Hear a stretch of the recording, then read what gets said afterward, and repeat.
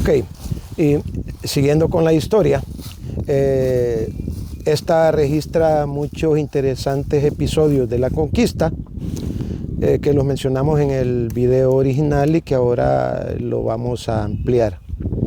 De hecho, nuestros nativos, ellos vivían en aldeas y en las aldeas compartían de una forma comunitaria lo que eran los cultivos, lo que era su religión, lo que era el juego de pelota en algunos lugares y todas las tradiciones y costumbres. Sin embargo,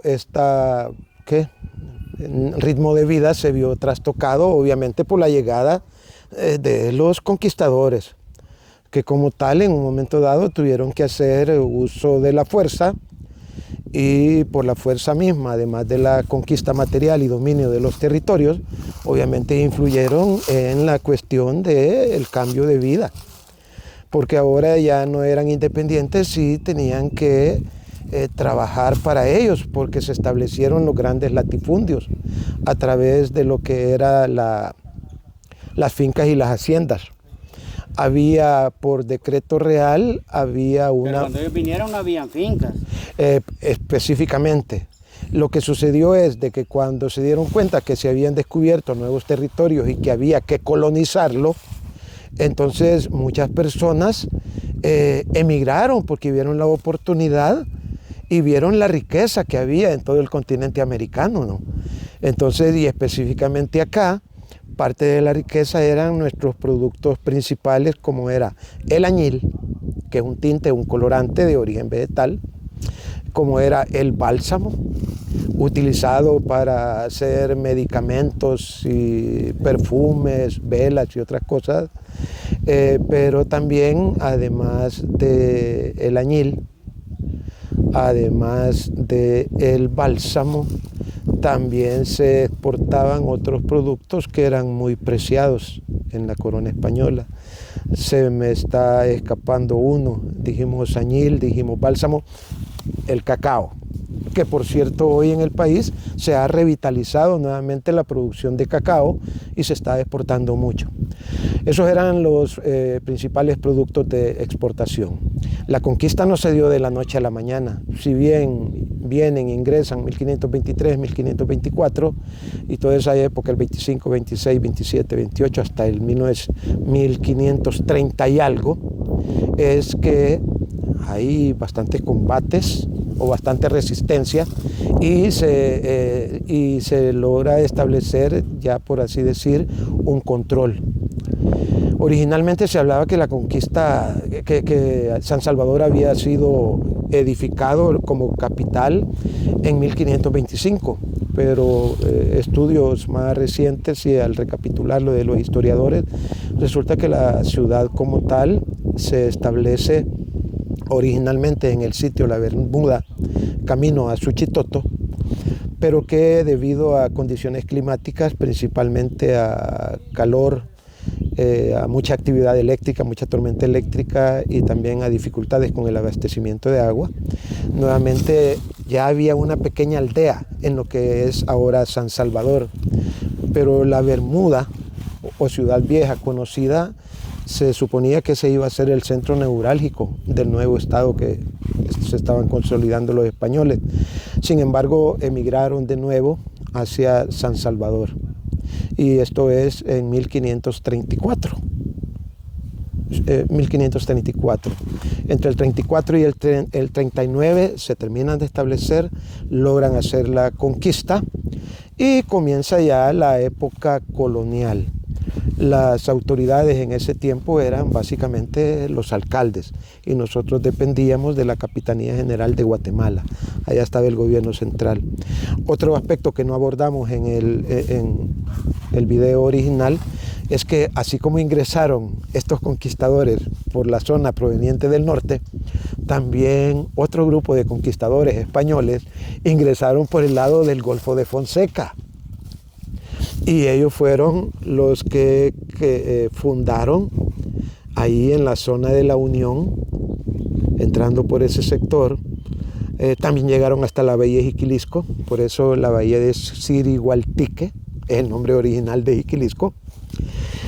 Luego de eso se habla de un jefe máximo en la zona de Jiquilisco, que era Topilzin, por eso el nombre del equipo de fútbol que estuvo en la Liga de Ascenso era Topilzin de ese sector, y crearon la ciudad de San Miguel de la Frontera. Esa parte de San Miguel, junto con una parte de lo que ahora es, ¿cómo se llama?, la zona de Honduras, en el sector del Golfo de Fonseca, esa parte era también de dominio español y después se consolidó entre lo conquistado por los que venían españoles, que venían del norte, y los que entraron por el Golfo de Fonseca. Entonces ahí se juntan básicamente y se establece ya en la posteridad lo que era El Salvador. Luego de consolidada la conquista comienzan a desarrollarse los diferentes municipios y todo, y había mucha explotación, porque con la figura de la encomienda a los dueños de las fincas y las haciendas les asignaban una cantidad de personas, y estos hacendados o los finqueros tenían que darles un lugar donde vivir. Lo hablamos con el amigo acá presente. Y ahí es donde dependieron los colonos. Y por eso se llamaban colonos. Porque estaban colonizando. El colonizaje es cuando un sector que no tiene mucha población se lleva talento humano para hacer producir la tierra por la agricultura y ya después, posteriormente, con la industria. Entonces, por eso se habla de la época colonial. Había personas que tenían tremendamente grandes cantidades de dinero y gentes que básicamente solo ganaban lo mínimo para abastecer a su familia. Estos colonos, a quienes los finqueros y terratenientes, estos tenían su solarcito, producían sus verduras, esto y esto, también se dedicaban a la caza y la pesca y todo. Les fueron quitados las tierras, y las tierras se las adueñaron los españoles, y por eso surgió el latifundismo, o sea, la posesión de tierras por unos pocos.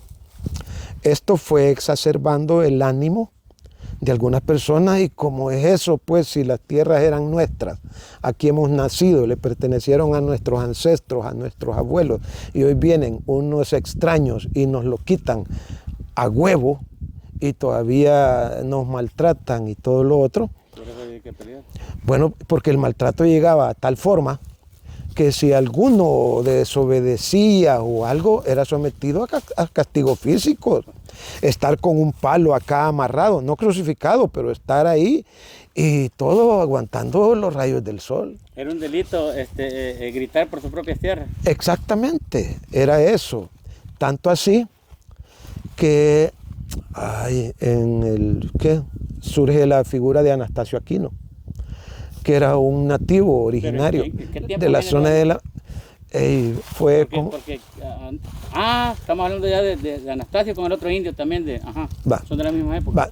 Viene lo de Anastasio Aquino, pero antes de eso vamos a dejar pendiente, porque me faltó algo. Cuando ingresan los españoles por la zona norte y la zona de Izalco, ahí se dan algunos combates, ahí le pegan el flechazo en el pie, en una pierna a Pedro de Alvarado. Luego de eso estaba un guerrero, que ese sí fue un hombre de carne y hueso, un guerrero famoso de la zona, que era Tonal. Y contrario a lo que es Atlacat, Atlacat no fue una persona en especial. Si ustedes se recuerdan, en la escuela nos hablaban de Atlacat del viejo, Atlacat del joven, y eso hasta creaba confusión en nosotros como estudiantes. Hoy después, a la raíz de los historiadores, se ha descubierto que Atlacat, más que ser una sola persona en específico, era como un grado honorífico o como un grado militar que se daba a los mejores guerreros, como decir cabo, como decir sargento. Entonces eso se desmitifica. Luego, cuando llegan a la zona de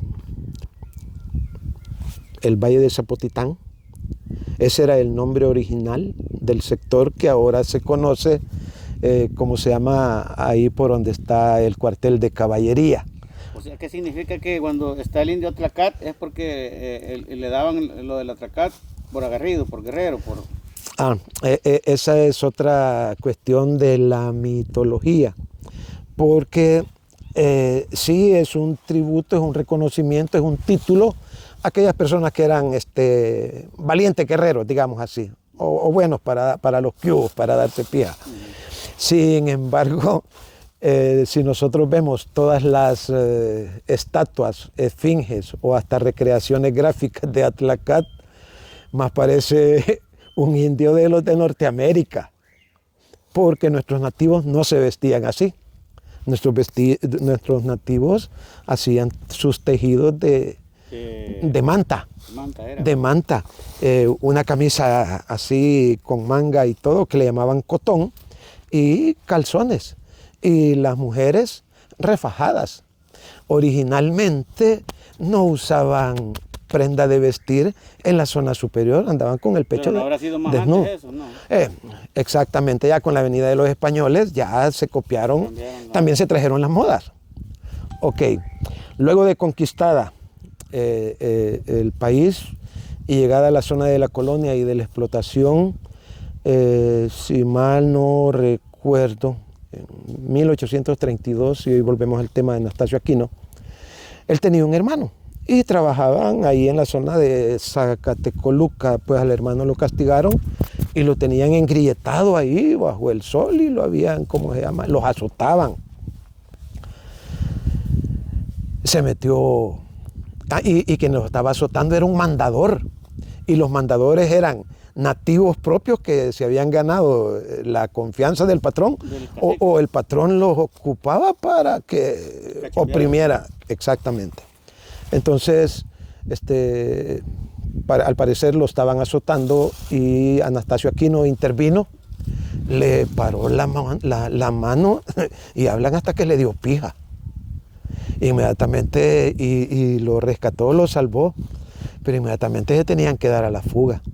Otros trabajadores también acompañaron a Anastasio Aquino. Hizo su media banda. Eran personas que se estaban rebelando y fueron a tomarse otras fincas y todas de la zona.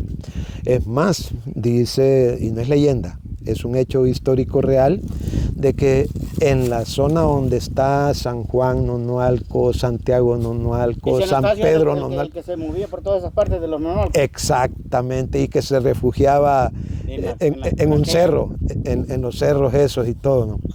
En una de esas llegó a un municipio que se llama Tepetitán. Y antes de eso, de llegar a Tepetitán, pasó por San Vicente y en la iglesia del Pilar agarró una capa de uno de los santos que estaba ahí y una corona. Y viene en Tepetitán, dijo: soy Anastasio Aquino, rey de los Nonualcos, que era una etnia. Entonces, obviamente, el ejército en ese tiempo lo anduvieron taloneando. Desde ahí para allá era objetivo. Era un objetivo y todas las cosas. Sin embargo, pasó casi un año, o no hay una fecha precisa, pero sí bastante tiempo, en que anduvo a su manera de ver haciendo justicia. Pero también andaban saqueando, pues.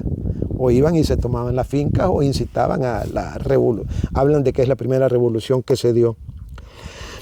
Había uno que andaba con Anastasio Aquino, pero él había venido huyendo de Honduras, porque a ver qué problema había tenido allá, y tenía algún aspecto, algo de mulato. Le decían de mal apodo o de sobrenombre, le decían Cascabel. Pues en esa zona del área de La Paz en que andaba Anastasio Aquino con su grupo, en un momento dado llegaron a una finca y cuenta la historia de que este Cascabel quiso violentar a una mujer.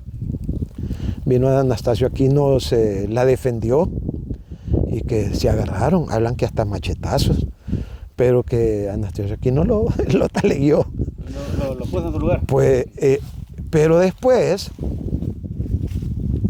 Resulta que se quedó con la muchacha, porque la muchacha era agradecida. Hubo algo con él. Y eso encachimbó al cascabel. ¿Y qué es lo que hizo? Le fue a poner el dedo. Y Anastasio fue capturado. Fue capturado, fue torturado. ¿El cascabel es el Judas? Y finalmente fue, como se llama, asesinado. En una situación bien cruenta. ¿Sabe usted cómo fue? Hablan de torturas, pero hablan también de que fue pasado por las armas, pero que le cortaron la cabeza, la pusieron en una como jaulita, y para ejemplo que los otros no tomaran esa cuestión, la anduvieron poniendo por diferentes pueblos del sector. Esa es la historia de ahí. Nos vamos a pasar a lo que es lo próximo, sobre es ya cómo fue el proceso de independencia.